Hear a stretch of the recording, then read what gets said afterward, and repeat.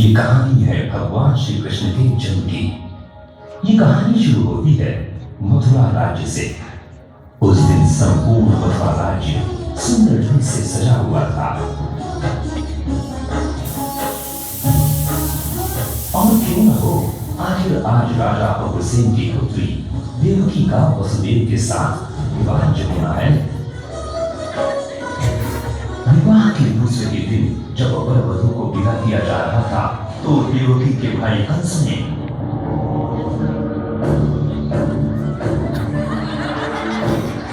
घोषणा की कि वो खुद रथ को वसुदेव के घर तक चलाकर ले जाएगा।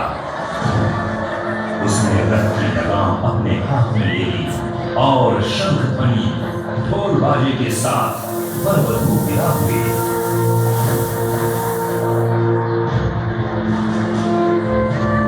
मथुरा के लोगों ने वर वधू पर पुष्पों की वर्षा की और नाचते गाते हुए खुशियां मनाई।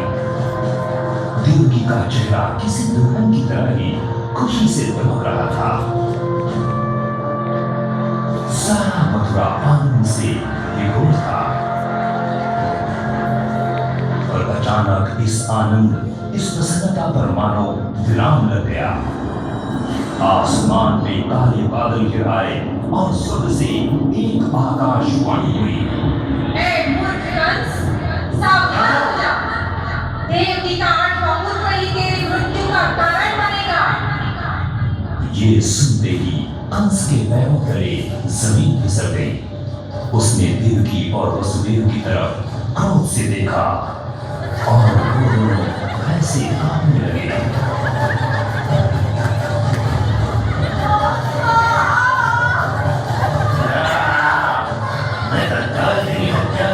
आकाशवाणी को असत्य से बुला दूंगा।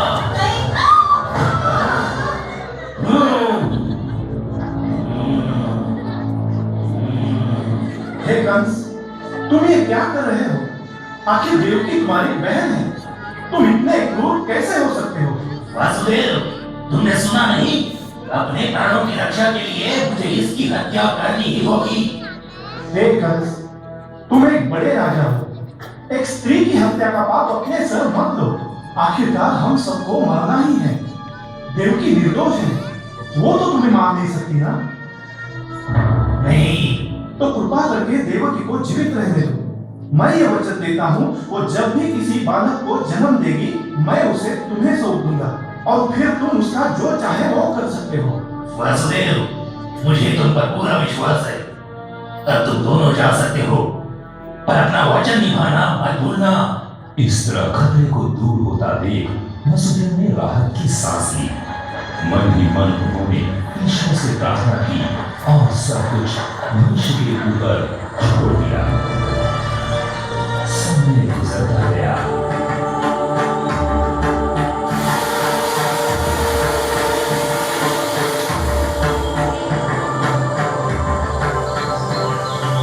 आखिर वो दिन आ गया जब देवकी ने अपने पहले पुत्र को जन्म दिया। अपने वचन का पालन करते हुए वसुदेव उसे ले गए कंस के पास।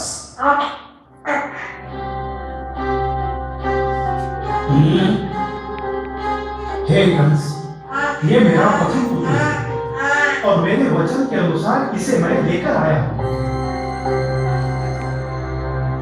वासुदेव, इस शिशु को लेकर मेरे पास आने की कोई आवश्यकता नहीं थी।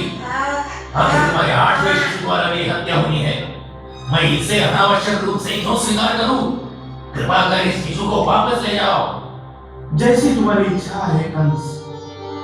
वसुदेव प्रसन्न होकर वापस तो लौट गए, लेकिन उन्हें शंका थी कि कंस का मन कभी भी पलट सकता है। नारायण नारायण नारायण नारायण। हे कंस, ये आपने क्या किया? क्या आपको यह ज्ञात नहीं कि देवकी की सारी संतान स्वयं भगवान विष्णु के अंश है? भगवान विष्णु के सहयोगी तो यादव वंश में जन्म ले चुके हैं। वे सभी आपके और आपके राक्षस मित्रों के खिलाफ युद्ध में उन्हें सहयोग देंगे। ये सावधान हो जाओ, कोई खतरा मत बोल लेना। नारायण नारायण से रवाना हो गए और कंस को की ज्वाला में जलता छोड़ गए। उसने देवकी और वसुदेव को तत्काल कारागार में डाल दिया।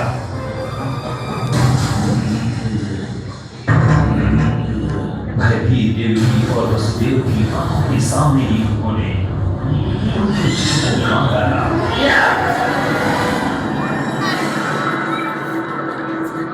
कंस के अत्याचार की तो ये शुरुआत थी।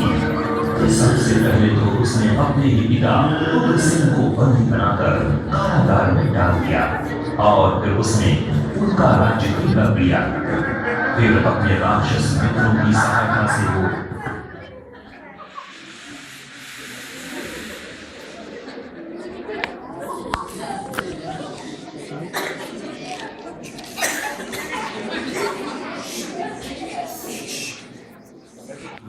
अधिपत्य जमाने लगा।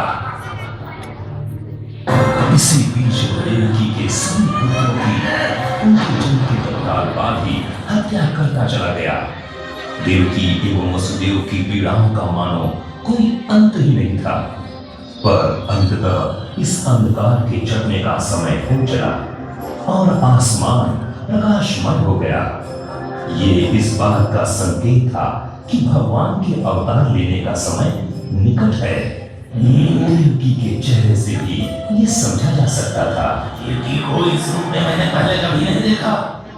हो न हो उसके गर्भ में भगवान की मौजूदगी की वजह से ही उसका चेहरा इस प्रकार का लग रहा है। मुझे उसकी हत्या नहीं किसी गर्भवती महिला की हत्या, और वो भी अपने बहन की नहीं। ये पाप अपने सिर लेकर मैं अपना जीवन नहीं बिता सकता, कदापि नहीं। सावधान रहो और जैसे ही इस शिशु का जन्म होता है मुझे इसकी सूचना दो। भगवान के अवतरित होने की संभावना से कंस आशंकित था, पर धरती माता भगवान का स्वागत करने को व्याकुल थी। भगवान के आगमन की संभावना मात्र से मानो सारे लोग प्रसन्न थे। अंततः वो शुभ क्षण आ ही गया जब भगवान ने मानव रूप धारण करते हुए जन्म लिया। बाहर घना अंधेरा था और घनघोर वर्षा हो रही थी। ऐसे रण में भगवान ने धरती पर अवतार लिया। देवकी को 8वें पुत्र रत्न की प्राप्ति हुई। देवकी और वसुदेव दोनों ही अपने 8वें पुत्र को देखकर चकित रह गए। दोनों के चेहरे पर आश्चर्य था और दोनों ने श्रद्धा पूर्वक अपने हाथ जोड़ लिए। हे प्रभु, आपने पृथ्वी की रक्षा हेतु ये जन्म लिया है, पर आपके जन्म का समाचार सुनते ही कंस आपकी हत्या करने आ जाएगा। हे प्रभु, आप हमारी रक्षा करें, पर उस दुष्ट कंस की दृष्टि आपके इस दैवीय रूप पर नहीं पड़नी चाहिए। अतः आपसे विनती करते हैं कि आप सामान्य शिशु का रूप धारण कर लें।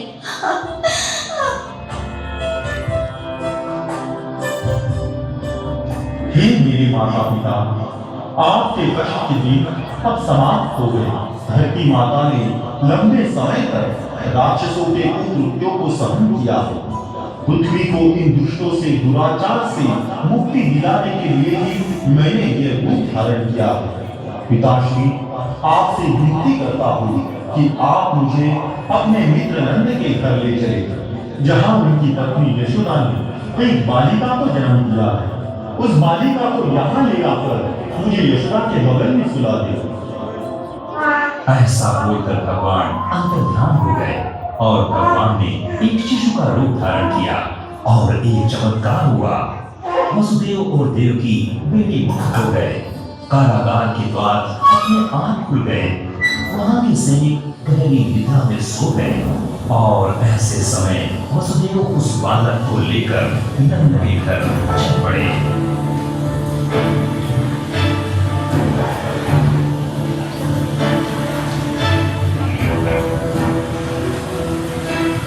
गोकुल में नंद के घर तक पहुंचने के लिए मुझे ये नदी पार करनी होगी, लेकिन मैं कैसे पार कर पाऊंगा?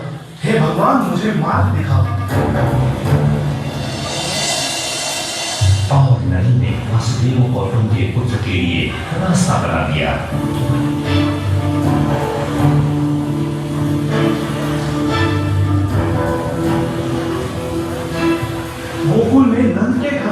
पहुंचने के लिए मुझे ये नदी पार करनी होगी, लेकिन मैं कैसे पार कर पाऊंगा?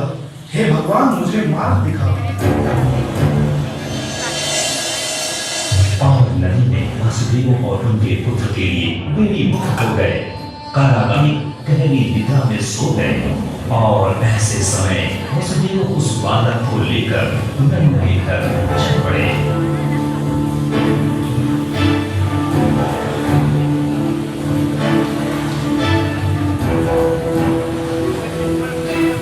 गोकुल में नंद की गहरी निद्रा में सो गए और ऐसे समय वसुदेव उस बालक को लेकर नन्हे घर चल पड़े।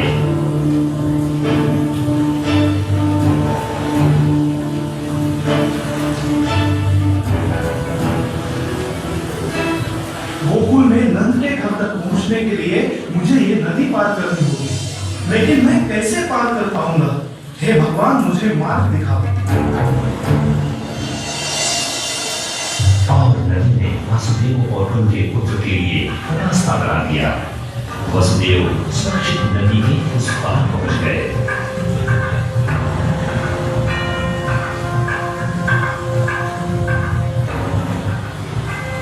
आखिरकार वो नंद के गांव पहुंच ही गए। अब मैं ये बालक यशोदा को सौंप देता हूं। याद रहे, इस बारे में किसी को पता न चले।